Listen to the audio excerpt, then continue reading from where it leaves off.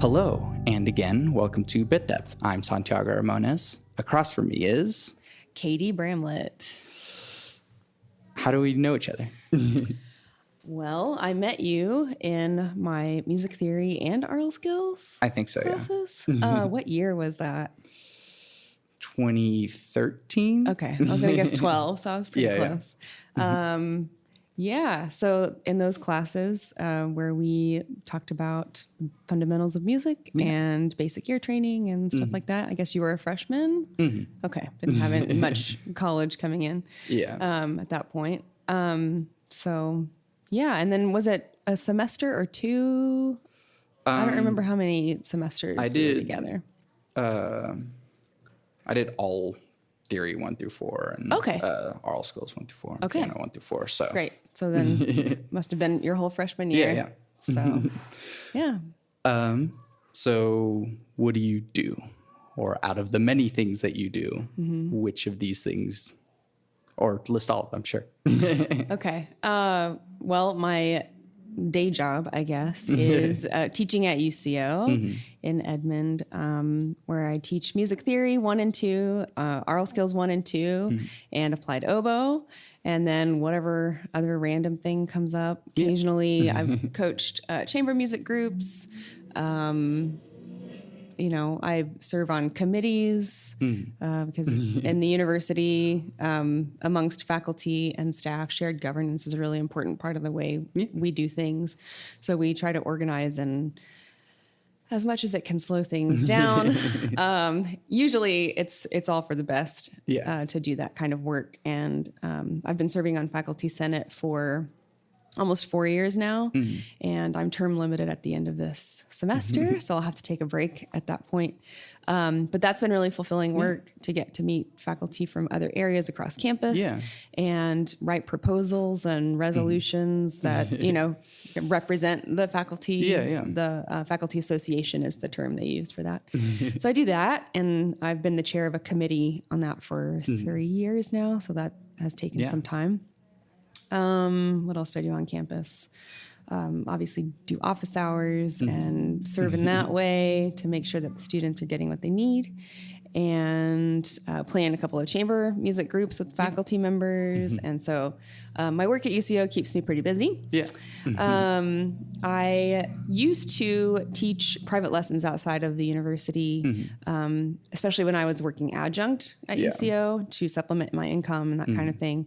I haven't been doing as much of that lately because 2013 to 2017, I worked on and completed my doctorate in oboe performance.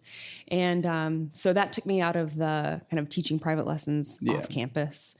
And then after that, I had a sense that I had sort of worked myself to death because I had been, at that point I was, when I finished my doctorate, I was, how old? 34. And I had done nothing but work my entire life until that moment. And at that point, I had a full-time permanent position at UCO. So I knew that that wasn't going anywhere anytime soon. And the doctorate was done, so my education, my formal education essentially was finished. And I decided to strive for better, what I have begun calling life-work balance instead of work-life balance, because I think that's backwards. And so in addition to doing all the music stuff at UCO that I do and doing freelance performance off campus with ensembles like Tulsa Symphony and the Tulsa Opera and the ballet up there and the Oklahoma City Philharmonic occasionally, and then whatever random other kind of thing comes up, I decided to take up totally different activities, like triathlon, which I had never really been an athletic person before. And after 4 years working on my doctorate of essentially sitting still in the car, driving back and forth to classes between campuses, OU and UCO, and sitting to practice and sitting to read and sitting to write and, sitting in rehearsals. And, I just, I felt like I needed to move Yeah. to feel healthy again and to get out of my head because I'd been in my head all that time. And so May of 2017, when I finished my doctorate, I think about a week, maybe 2 after the semester, I just out of nowhere kind of decided to sign up for a triathlon. And I couldn't run for longer than about 20 seconds without feeling like I was going to die. And I couldn't swim across a pool without gasping for air and choking on water. And I knew how to ride a bike, but I wouldn't say that I was like a great bike handler. So signed up for the race and started training. And found a free training plan online and just really started at zero pretty much on all those things. And so since then, spring of 2017, running and cycling and swimming have been a big part of my routine. I've done, I don't know how many triathlons now of varying distances. And I've done half marathon, a full marathon, and training for my second. And I just really love to move. It brings a lot of balance to my life and it gets me outside, which I love. I would rather be outside than anywhere else. So that has really brought me, again, a lot of joy and has obviously helped me feel stronger and more confident because I was a beginner at something for the first time in a long time and I got through that. And I've met a lot of interesting people in the triathlon community around the city that I wouldn't have met otherwise. So it got me out of the music bubble and all that good stuff. So moving is really important. And then over the past 6 months or so, I got back into a yoga routine, which I really like. Cool. And started climbing. Okay. Indoor climbing for the first time. So again, being a beginner at something. And that was terrifying the first few times I did it, but I'm getting better. But it's just getting me to use my body in different ways to feel, strong and flexible after all of the endurance sports stuff that can really stiffen you up. But anyway, so that's what I do. I'm probably forgetting some things. No, that's... But, okay, so... I'll start with music in the way that you outlined this. Okay. How did you first get started in music in general? Okay. My earliest memories are of me sitting at a piano, I think probably at 3 years old or so, and just legs swinging at the piano bench and picking out, just kind of making up music on the piano at that age. And just feeling so fascinated with the sound and thinking to myself, I cannot wait until I know how to play this thing, like really do it, And like I said, that's one of my earliest memories. And so I just always gravitated toward sound and music in general. I remember, again, being really young and watching the old-fashioned cartoons with the nonstop orchestral music in the background. And being really fascinated by that and thinking, that's what I want to do. Like I want to play in an orchestra for cartoons. That was my first encounter with classical styles, And so in the house that I grew up in, I had... my parents were kind of on opposing ends of certain spectrums. My mom always has been very devout Christian, and so she was always playing and singing Christian music around the house, and like cassette tapes and that kind of thing. Sure. And then my dad on the other side was not really religious at all. And as far as I can remember, and he was really into like country music, blues. Okay, yeah. And any kind of combination of those styles. Rock, those kinds of things. And so one of his favorite artists to listen to is like Willie Nelson. Nice. And like the Fabulous Thunderbirds and B.B. King and, artists like that. And then some jazz, like big band type jazz, because his parents had been really into that stuff. So those were my musical styles that I listened to in the home as a kid. Sure. But when it came to me choosing my own kinds of music to listen to, we were restricted from listening to what was termed secular music. Sure. And so the choices were Christian music, once I got a little bit older, Christian music or classical music. Sure. So I grew up in Sulphur, Oklahoma. Okay. And small town. This was before internet. People had internet. And so my access to music was pretty limited. And usually if I bought a recording, it was from the clearance bin at Walmart in town. And so lucky for me, usually the stuff that was in the clearance bin that nobody wanted was the classical stuff. Yeah. Or like old B.B. King recordings or something like that. So so that was just the genre that I gravitated toward because I was allowed to listen to it, and so it was familiar. And so, and little did your mom know that there's a whole bunch of non-Christian things going on in the classical music. right. That's right. So when I was old enough to be in a music beyond general music class. Sure. In the 5th grade, we had this rotating class period where we spent a few weeks, like a few weeks doing home ec, they called it then, a few weeks doing art, and a few weeks doing choir, and a few weeks doing flutophone, is what they called it. This little plastic flute. Yeah. Very much like a recorder. Sure.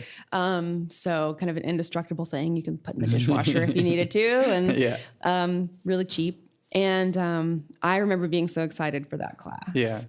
And I remember the first day we had class. This is one of my most vivid memories.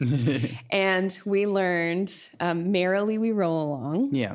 So, and at that time that we had these accompaniments that we could play along with on cassette tapes. Yeah. And so the band director who taught this class taught us how to do the little tune, Merrily We Roll Along. And he turns on the cassette tape and we start playing the tune along with the accompaniment. And I was just overwhelmed with excitement. And I remember trying not to cry in class. And of course, everyone around me is like, oh, this is so boring. This is so stupid. This melody is lame or whatever. But I was like, I'm a musician now. Yeah. I've made it. And so at the end of that class, however many weeks it was, the band director gave us this oral aptitude test where it was a series of tones. This is one higher or lower, that kind of thing. Yeah. And took the test, scored really well on it. So I've always been pretty good with pitch. And he sent letters to all the parents of kids who scored really high and said, we encourage your child to be in band if they're interested. Sure. And so, of course, got a letter to be in band. And I told the band director when he asked what I want to play, I said, I don't care. I just want to play. Sure. I'll play bass drum. I'll play trumpet. I'll play flute. Just whatever you want me to do, whatever you need, basically. And so he said, okay, then if you don't really care what you play, play the oboe. Why don't you play the oboe? And I said, okay, I can play the oboe. But I had no idea what it was. Sure. Never heard of it in my life. And so, again, this was before internet. And so I went home to the encyclopedia on the shelf and found the O volume, the O book, took it off the shelf, opened it up to the page that said oboe, and saw this little picture, probably 2 by 2 inch picture, black and white. Very little detail, and saw the picture of the oboe, read about it a little bit, and thought, okay, sure, I can do that. And so that's how I came to the oboe and to really the beginning of my formal training in music. Around the same time, my grandmother taught me a little bit on piano because she's always been able to play like church hymns on the piano and that kind of thing. So she was my first piano teacher. but then soon got me out of the house and taking piano lessons with someone in town, as we called it. So that was 6th grade is when I started doing all that, and been doing it ever since. So through high school band, decided I wanted to do music as a profession. That was the next question I was going to ask. Yeah. And I remember it was after, well, it was on a tour with the Oklahoma Youth Symphony when I was in high school. It was the summer between my 10th and 11th grade years, I think.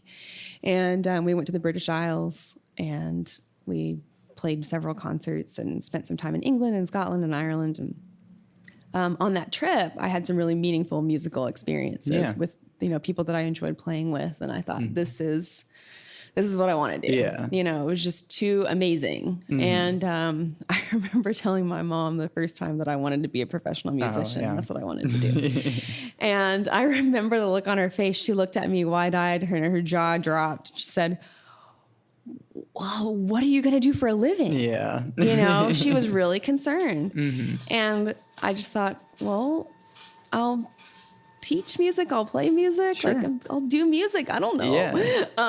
So anyway, came time for college, and decided to go into college as a music major. And there's a whole story with all that. But I started as music ed for a semester, and then I don't know if it was just the transition from small town dairy farm, 4-H kid, to being on campus at OU and the Pride marching band and all of that. Yeah. It was just very overwhelming, and I was not happy. And so second semester, I thought maybe this is not what I should be doing, and kind of lost my way for a little while, and was undecided for one semester. And then I thought, well, maybe it's the environment that it's really not for me. Sure. And at that point, I had a boyfriend who was going to UCO. Okay. And I thought, well, that seems like a nice place. I'll check it out, go audition there. And so at that point, I transferred my sophomore year to UCO and changed my major to music performance. Yeah. Because I was not going to be in marching band. And I was informed that if I was not in marching band, I could not be a music ed major. And so I said, fine, I won't be a music ed major. Sure. Of course, I had experience with marching band in high school, and then a little bit at OU, but it wasn't for me. So from then on, all my degrees have been oboe performance. And along the way, I discovered that I really enjoy music theory, and talking about music theory, and teaching music theory and ear training. And so kind of took any opportunity that I could with that, tutored a little bit in my undergrad, and took some pedagogy of music theory in my master's, and then started teaching music theory professionally as I was finishing up my master's in Arizona. So that's that. And then after that, came back to Oklahoma after being at Arizona State for a couple years, and got a job as an adjunct instructor at UCO, teaching ear training and music appreciation and those kinds of things, and then picked up music theory and oboe along the way, and then that's how I am where I am. So, I mean, I guess there's like a weeding out process that happens through, and I'm sure you experience it, especially being at the front end of that. And then also that happens with, I think, especially even performance majors, because I think it's probably harder to kind of come out of the other side of performance and still kind of keep going unless you're the best of the best. So even through your bachelor's, and then how do you decide to do your master's? How do you decide to get your doctorate in this? Yeah. So when I finished my undergrad, I didn't really see any other possibilities or options, or maybe I didn't even really consider anything but going into a master's program. I guess because I'd always been told, like, if you want to do this really seriously and professionally, you have to get at least the master's. Yeah. At least to, play in an orchestra or, be, I don't know, a highly qualified, quote unquote, instructor kind of on one-on-one, private lessons, that kind of thing. So I just went straight into a master's pretty much after I finished the undergrad. That was a very terrifying and difficult experience because I decided to go out of state for that. And I didn't have much. And I had checked out a few different teachers around the country and settled on, I say settled like wasn't the best choice. I chose where I thought was the best choice for me. And that was based on a lesson that I had with Martin Schuring at Arizona State. And he just was very blunt with me and didn't sugarcoat anything. Sure. And I thought, this is really what I need because my undergraduate instruction on oboe had been a little bit scattered for various reasons. And I really needed some structure. Yeah. And I thought, well, he seems to be really methodical and really strict, and it'll kind of clean up the mess that I am. And so I only had enough money to pay one application fee. And so after a lesson with him, I think maybe I sent a CD as my audition and got a letter that was like, you're accepted into the studio, but we don't have any scholarship money for you. So if, finances are a big deal, maybe you should consider other options, that sort of thing. And so I thought, well, I just got in, like just barely got in. Yeah. And he was probably hoping that I went somewhere else. Like, I don't want to deal with that. But I responded and I said, I only had enough money for one application fee and I applied for Arizona State. So I'll see you in the fall. Yeah. Basically. And my boyfriend and I moved to the Phoenix area in Arizona with a tiny U-Haul trailer and basically enough money to get there and stay in a hotel for a couple of days to try to figure out what we were doing. It was really risky because neither one of us had families that could just, send us a bunch of money to get us out of trouble if we ended up, without a place to stay or whatever. So it was a great experience in that it taught us really how to survive in a whole new place. And we had a lot of close calls. We visited a food bank or two to get by. And, once we kind of got rolling, we found some employment. I started teaching lessons. Yeah. And so I'm rambling now. I don't know how I got onto this. No, it's okay. But anyway, that's how I got to Arizona. Was I felt like I really needed to study with that guy, and that's where I needed to be, and it was very difficult. I had a lot of really difficult lessons with Martin, and quickly discovered all of my deficiencies in my playing, and because being an oboist and a musician was just like the only identity I had, I had a lot of kind of internal crises over all that, but made it through and survived all of that. Yeah. And so at that point, once I finished that, we kind of hung around Tempe for a little while and tried to decide what to do. And I was kind of homesick. This was late 2009 at this point. And I kind of wanted to move back home to Oklahoma to be closer to my family. And I just didn't ever really feel at home in Phoenix. It's kind of a big, sterile, impersonal city. Sorry, any friends who are listening to this who love Phoenix. But to me, that's how it felt. Yeah. So I wanted to go home. And the significant other decided that, okay, he would agree to do that. And so we came back in March of 2010. And at that time, I applied for the adjunct pool at UCO to just take whatever they needed to be done, and I would do it. And got my foot in the door and did that for, I guess, 3 years. And then it looked like what I was doing at UCO might turn into the full-time permanent thing. And I knew that if I had any chance of getting that, I was going to have to get the doctorate. Yeah. So that's, there was I finished my master's in 2008, late 2008. So close to 5 years between the master's and doctorate. And once it looked like professionally, like that was the next step, I started the doctorate at OU. And had basically a year done at OU on the doctorate when I applied for the full-time position at UCO. So I could say, I'm working on it, projected finish date is this time. And luckily, I already had some experience there. The other faculty knew me, and they knew that whatever I start, I'm going to finish. So there was no concern about me flaking on that.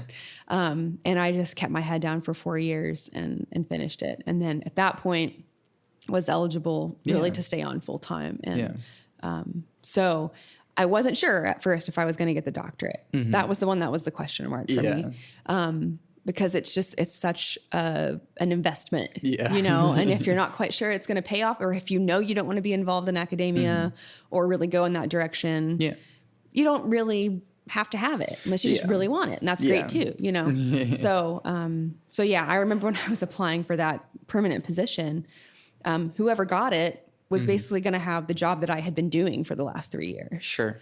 And so I thought, if I don't get this job, I guess I'll quit working on the doctorate because I'm suddenly going to have no income, or a lot less income. And what do I do at that point? Because I want to be in Oklahoma. What are my professional opportunities then?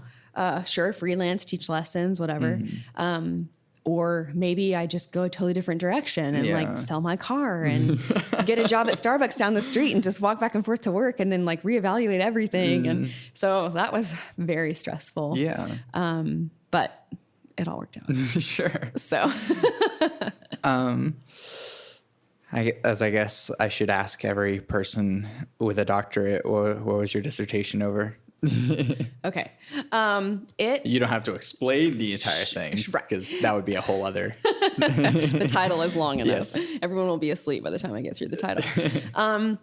I decided to write about the elements of English pastoralism in Ralph Vaughan Williams's Concerto for Oboe and Strings. Okay.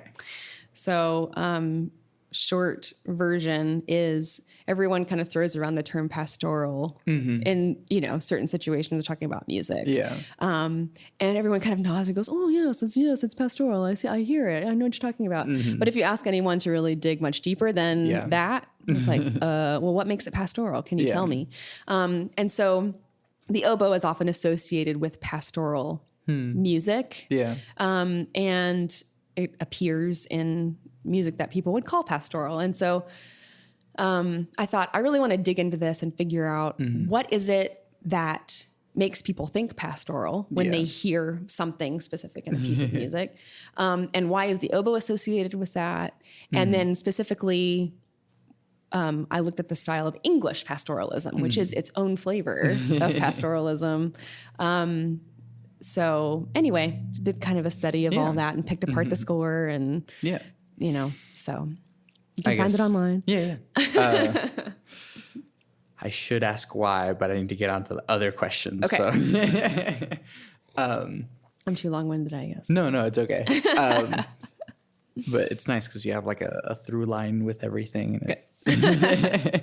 I guess broader, more philosophical questions about it. What makes the oboe important to you?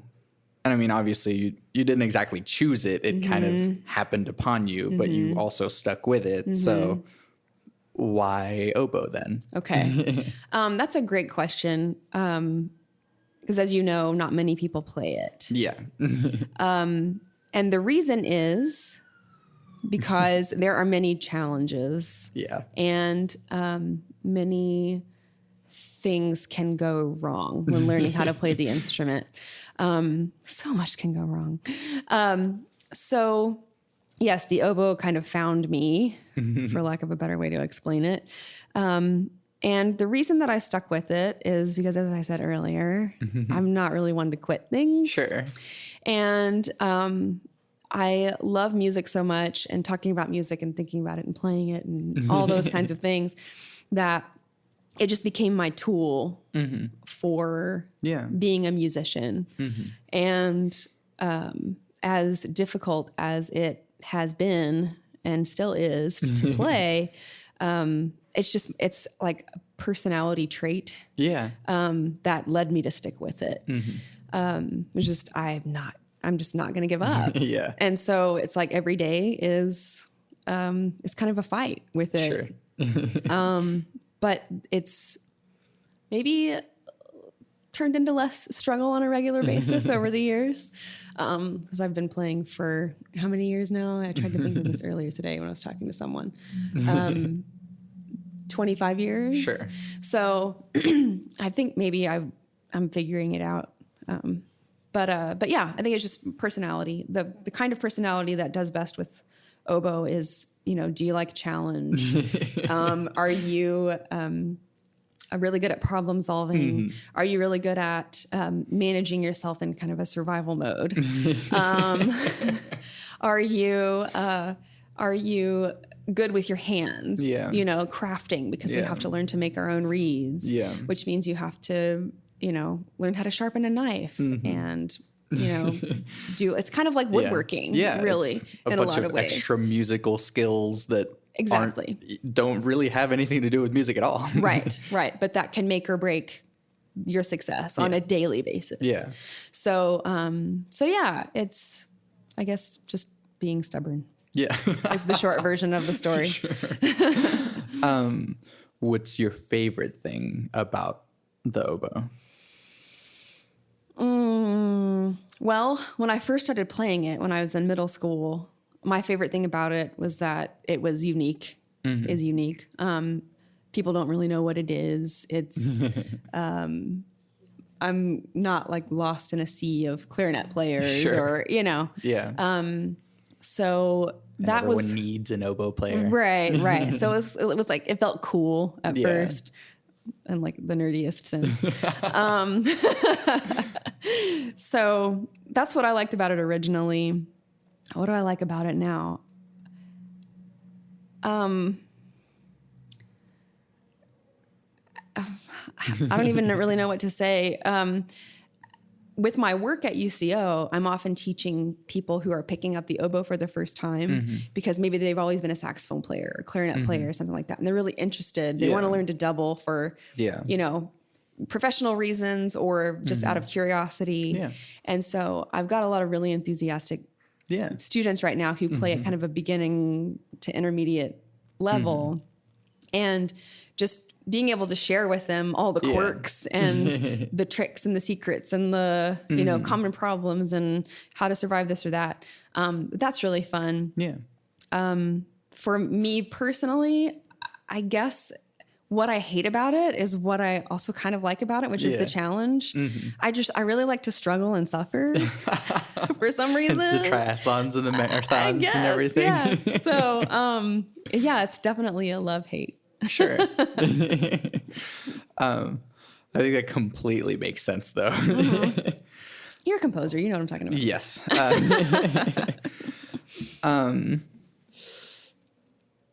Let's see. I don't know. Some of these questions are like, in a way, answered in the rest of the things you've been saying. So let me find the one that has been. So I'm struggling with it because a lot of the questions that I ask kind of apply more to a contemporary setting. Okay. And classical music has kind of a sense of removal, in a way, from the composer and the performer and the instruction is all kind of a separate thing. And so one question that I always ask is, do you separate art from the artist?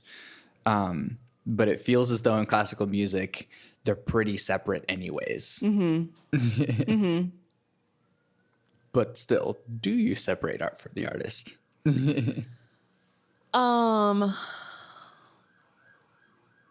What can I say about that? Because there's the prime example of Wagner and such, but Yeah, that's true. So maybe in that sense, no.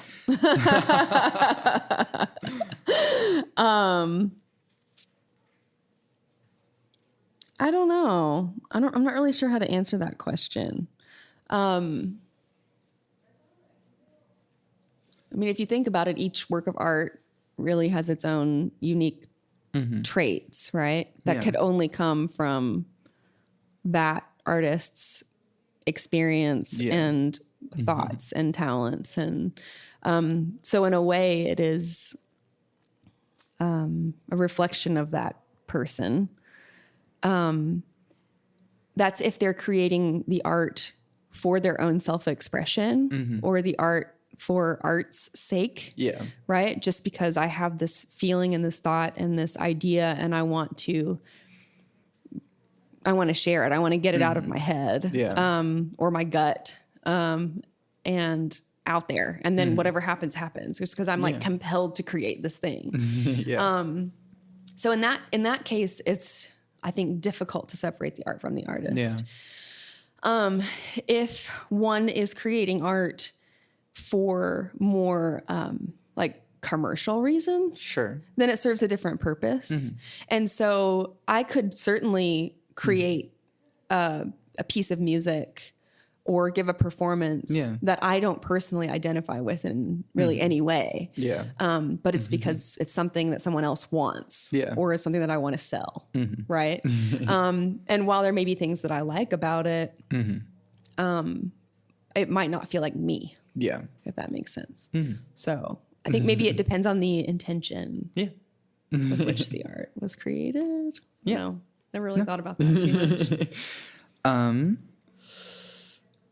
And then so two more in this realm, and then we'll get into what's something that people don't normally know about you? People don't normally know about me.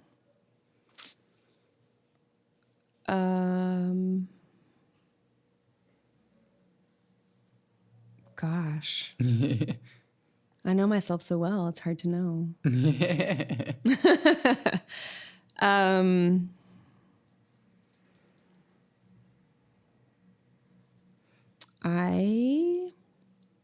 I'm very introverted, which is hard to believe for someone who stands in front of people and talks a lot. It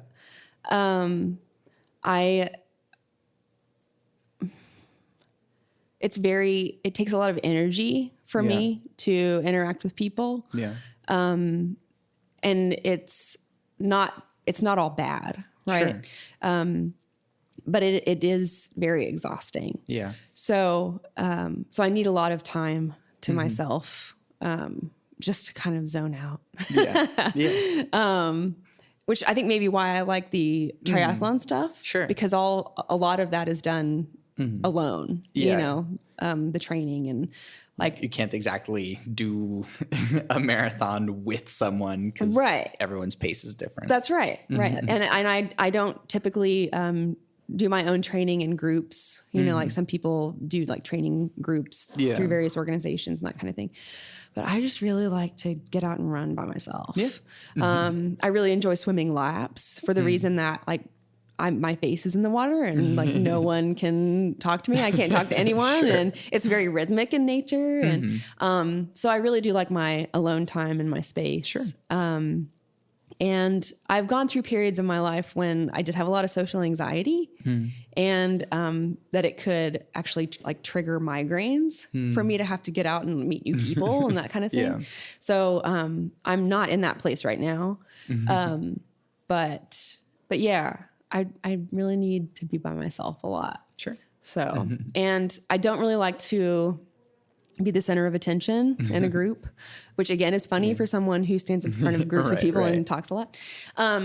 So as long as I'm talking about something in a group other than me, I'm okay. I'm sorry. Right. No. But if I'm even like at a get together with my friends, if too much of the attention is turned on me all of a sudden and I feel like on the spot, my face will turn bright red and I like get really hot. And I'm like, I don't want to talk about this anymore. Let's talk about someone else or something else. So I'm like this weird combination of things where I'm as a performer, always in front of people, sure. you know, but at the same time, like, don't get too close. Right. So no, I think there's always a balance in that. And I think a lot of like notable performers and artists have that similar thing too. Yeah. And then what advice do you have for musicians starting out?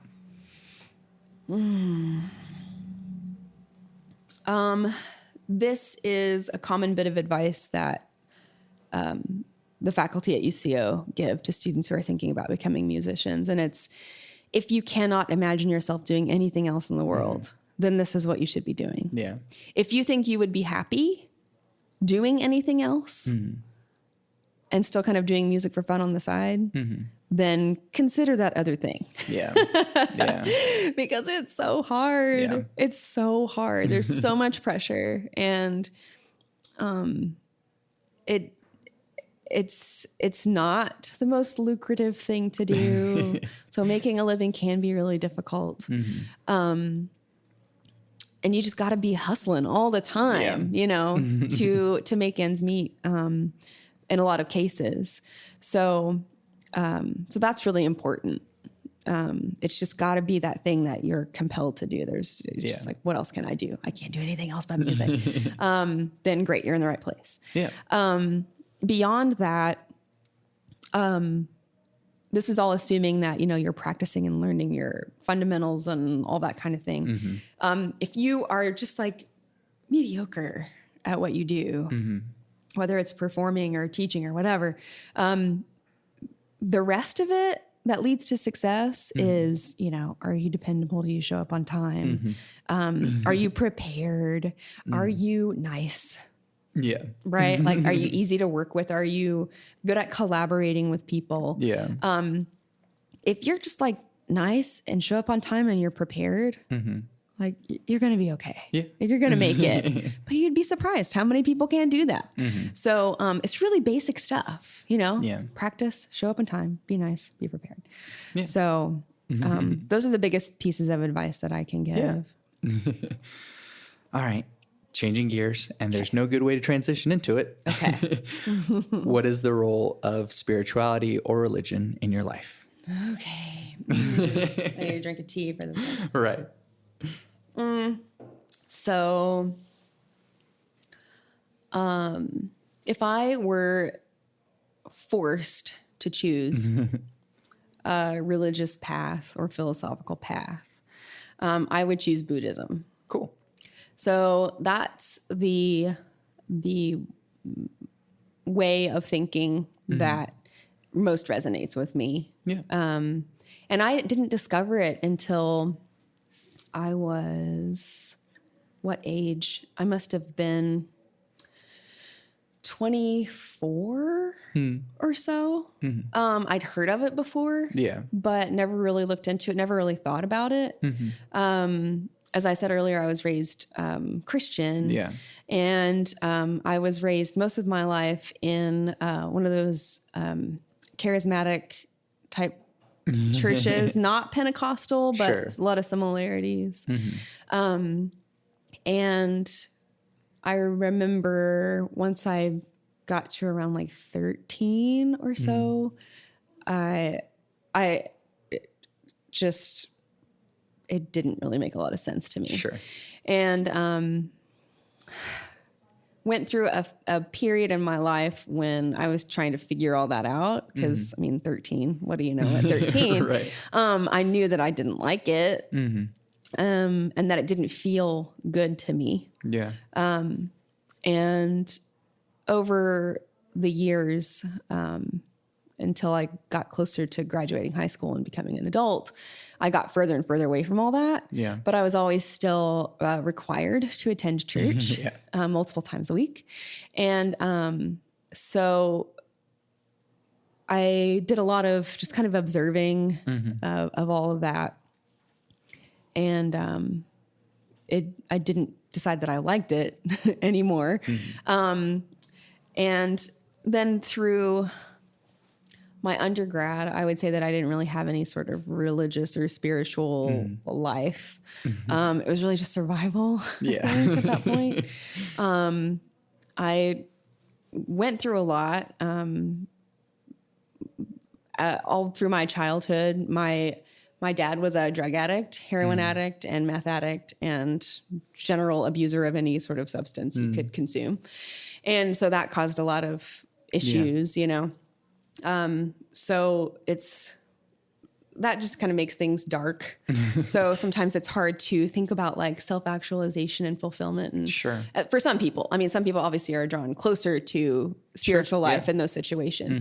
But for me, it was just like, I just got to survive. And then of course with the conflict that I felt with the religious setting that I was raised in at church, I just kind of wanted to be away from anything of that nature. Right. It's just like, I don't want, it doesn't feel right. It's icky. So yeah, through undergrad, didn't really follow anything or seek it out at all.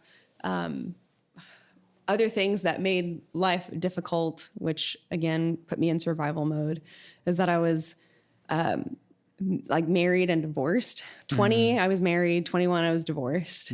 That was a very traumatic experience.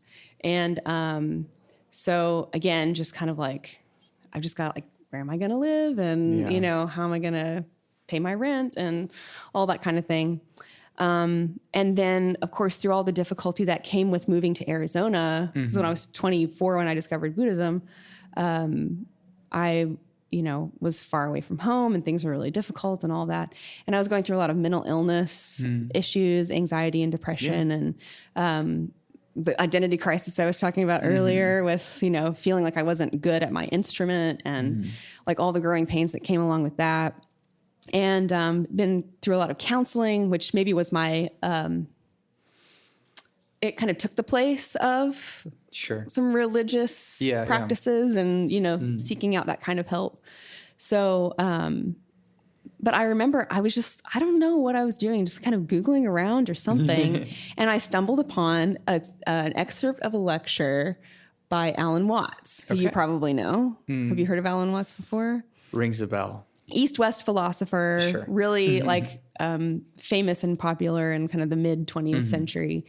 And really fun to listen to. If you haven't listened to his stuff, you should listen to it.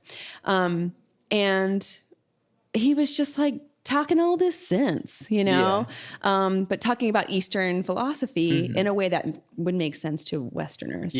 British guy. So understands Western culture. And he was at one point Episcopalian minister and eventually left the clergy, I guess, and dedicated his work to, as I said, presenting Eastern thought kind of in a Western package so that people could understand it. And so I stumbled upon that, and he was talking about like Hinduism and Buddhism and all that kind of thing. And I started looking into Buddhism because, as I said, he was making a lot of sense to me, this Alan Watts guy. And the reason I gravitated toward it was because the first kind of tenet of Buddhism is life is pain and suffering. And I thought, finally, someone's acknowledging this, you know, instead of like telling us to run away from it all the time. It's just like, this is what it is, you know? And so I remember like the first time I heard that, I just felt like this weight lifted. It was like, okay, now I can feel okay with like the fact that everything sucks all the time, you know? So I'd been through so much. And so I started looking into all of that. And so I got really into it for a while and read about it a lot and listened to a lot of like Dharma talks and read, you know, as many books as I could find on it and listened to lectures and podcasts and all that. And it really changed my life. Yeah. It really, really did. And so I wouldn't say that I think about it as much now on a regular basis, but because I was so steeped in it for a while, it kind of changed the way that my brain functions. Yeah. And so I still live by a lot of those ideas. Yeah. Even though I'm not like sitting in meditation every day and all that kind of thing. Yeah. So yeah, I don't know if that answers your question. Yeah. No, that's exactly how I want the question answered, is like this rambling story about things and how you got there. Yeah. Like, I don't want people just tell me like, oh, I'm this, and then that's it. Like, that's exactly how I want it. What is your definition of God? If God. Yeah. I think that's a really good question because a lot of the times the question you get is, do you believe in God? Yeah. And I think that's not a very good question. Yeah. I've refined it over time. Yeah. Well, I mean, to me, the question should start with, what is your definition? If there is one, how would you define it? Yeah. Because for some people, say, do you believe in God? Well, like what image of God? One? Yeah. So yeah, that's a good question. My definition. I don't know. It's not something that I really fret about. Cool. I don't, like in my gut, I don't think I really care if like a God exists or not, or what it is, if there is one. But just my kind of analytical mind would say, if I were to define what God is, if there is one, maybe just energy. Sure. Because everything is energy. Yeah. So, and it can't be created or destroyed, right? Yeah. So, once you break it down. yeah. So, that's kind of feels like a cop-out answer, but. No, but it is an answer. It is your answer. That's true. And then another difficult one. And I need to find a way of asking it in a not yes or no way, but is free will an illusion? How? I think that I don't know. Cool. Everything is so interconnected that it's hard to say what we choose and what we don't choose. If you think about it like, let's say a fish swimming in the ocean, right? Which, it's easy to imagine. How much of what the fish does is up to the fish, you know, because the whole ocean is like waving around the fish, right? So I think everything exists kind of in that state where we're just kind of like swept up in waves this way and that way. And so I guess there's just no way to really sort it out. Sure. Maybe in some ways it's an illusion, and who knows, maybe we can, I don't know, break out, swim against the current to go along with the metaphor. I don't know. Yeah. I appreciate the I don't knows. Good. I have a lot of those. That's okay. So then with the, I guess, non-traditional forms of deities and decisions, then how do you determine what good behavior is? And I fully acknowledge the difficulty of the questions. Yeah. I think that, the simple answer is the golden rule, basically, right? Yeah.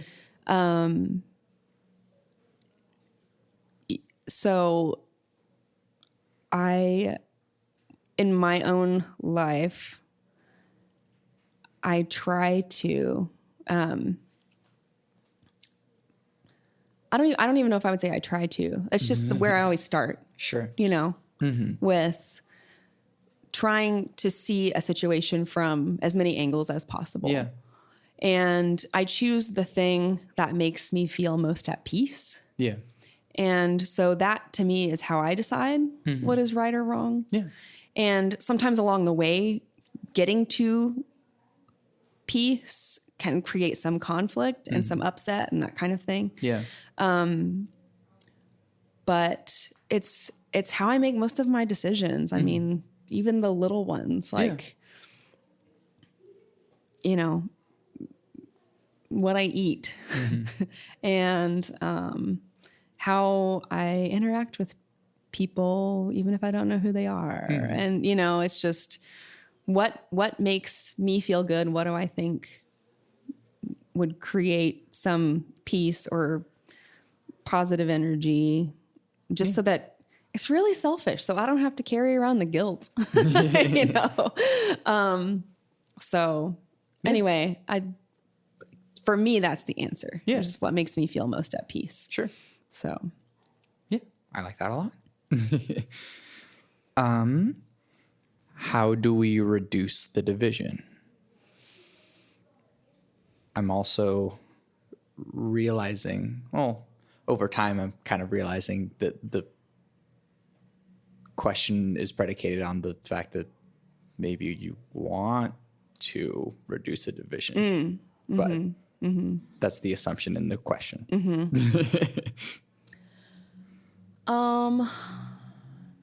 I think that getting people somehow to interact with and spend time with people outside of one's own bubble Yeah. is the quickest way to that. Yeah. Because we are, in so many ways, as cliche as it sounds, we're all very similar. Yeah. You know, and so I have many family members that, you know, if we were to only know each other in online forums and that kind of thing, we would have very little in common, you know? But when we're together and we're talking about the things that we do have in common, Yeah. it's really easy to get along and be happy, you know? So I think that if anyone listening to this wants to feel like they're helping to make some progress in that area, then we need to find ways to interact with people that we wouldn't normally run into in our daily lives. So whatever way you would choose to do that. So that's my answer. Yeah. I like that a lot. Because the closer you are with people, if you're face to face, it's a lot harder to feel separate. Yeah. You know, so. Then, okay. What are you optimistic about for our future? Or the future? Yeah. When it comes to questions like this, I guess it maybe depends on what my state of mind that day. I don't know. I have days when I think kind of a fatalistic point of view where I'm like, let's just watch this mother burn. Yeah. You know, like I don't really have much hope about things, but because of my Buddhist perspective, I can have a sense of peace about that at the same time, which sounds a little messed up if you don't know much about it. But it's just kind of accepting things as they are and trusting the big cycles in existence. Yeah. Which is, you know, it's the pendulum swinging back and forth, right? Things are going to be really not great for a while, and then things are going to swing back the other way and feel really amazing. And, you know, and that could be on a social level. That could be, I don't know if you're looking at the stock market. It could be on a financial level. It could be on an environmental level or a cosmic level, right? Things are created and destroyed. It's the cycle of energy existing and changing shape. Yeah. So I'm not like a shoot for the stars and hope for happiness in the future. Sure. I'm just like, things are what they are. And if I am not contributing as far as I can see to, to the negativity, that's like the best I can do because, I can't change the state of things personally. So, but just like on a day-to-day kind of like smaller scale basis, I, am optimistic for little things, know. But on a grand scale, I don't know. It's kind of, what's the word? I can't think of the word right now. But I'm just like, it is what it is. Yeah. So. Yeah, that's okay. Which kind of goes into this next question. What makes you content? Well, as I mentioned before, I really like to struggle and suffer. What makes me content? I would again kind of relate this to my Buddhist perspective, which is to do my best to experience things as they are when they are. Yeah.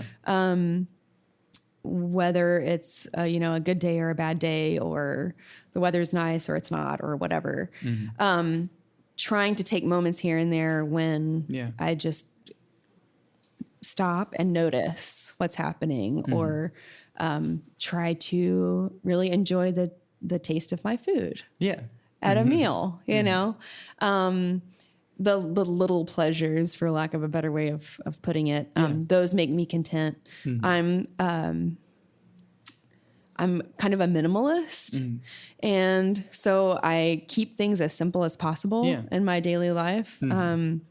Hence my shaved head, and I have like kind of a method or a system for everything so that things are streamlined as much as they can be. Yeah. And so keeping things simple makes me happy. So if you come to my house, I don't have a lot of stuff in my house. My office right now is a different story. It's kind of a lot of papers around, but anyway, but yeah, simplicity makes me happy, and just trying to experience, the present moment as it's happening, and feel gratitude when I can. And so, yeah. Yeah. And then in the interest of time, skip to the last two questions. Okay. First, what advice do you have for people in general? In general, I really don't know what to say about that.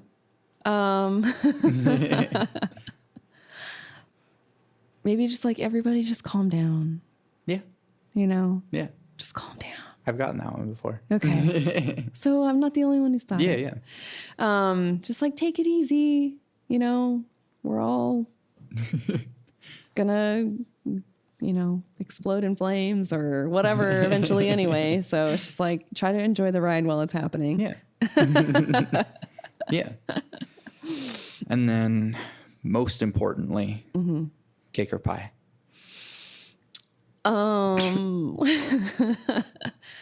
Well, I don't really have much of a sweet tooth. That's fine. But I really like salty foods. Cool. I don't know what would be there are savory pies. So that's true. Then pie. Yeah, sure. I don't know of any savory cakes, so good point. Sorry, cake. You lost that one. Pie. Yeah. Thank you for doing this with me. Thank you. Normally people have stuff to plug, but where can we find you and your things? Well, I'm at UCO most of the time, teaching and doing all the things I was talking about earlier. I play with the Tulsa Symphony and the Tulsa Opera and the ballet on occasion. I'm a substitute with those ensembles, so it's not regular. So the next thing I'm doing with Tulsa Symphony is Star Wars Episode 4. Cool. March 14th, I think. But I think it's already sold out anyway. So Yeah. so that's that. So we're going to play, the orchestra is going to play the soundtrack while the film plays. Those are always really popular. Yeah. I'm playing Rite of Spring with the Oklahoma City Philharmonic in April, and that will be exciting and terrifying, I'm sure. That was the one I had in mind whenever I said non-Christian things happening in classical music. That's a good example. That's a very good example. Personally, I have a YouTube channel that's kind of in its beginning stages under Dr. KaDee Bramlett is the name of my channel. I've posted some ear training videos and some songs I've written and some random oboe reed making stuff. Yeah. And I'm on Instagram as Dr. Hotboy is the American pronunciation. So DRHAUTBOI, and Oboe is the French word for oboe. So it's kind of a play on words. Yeah. And that's where I post oboe specific stuff. So cool. Yeah. Yeah. Again, thank you. I'm Santiago Ramones. I'm KaDee Bramlett. You can find everything that I do on my website, santiagoramones.com. I make music. I have singer-songwriter stuff, composer stuff, Power Cycle stuff. Power Cycle is a experimental electronic trio that I'm in with Jonathan Edwards and Breck McGough. And we have an album that is out streaming everywhere. It's called Too Many Damn Cables. And it's kind of soon to be promoting this gig, but I've been promoting it anyways. I'm doing a jazz set at Saint Sessions on May 7th, and I'm having Opaque play with me, who is a funk fusion ensemble that I know through UCO. So, and Nelson Gonzalez, who was just on the podcast, will be playing bass on that. I always end the podcast with my 3 things. They shape my life philosophy. Those 3 things are: love never fails, it's going to be okay, I might be wrong.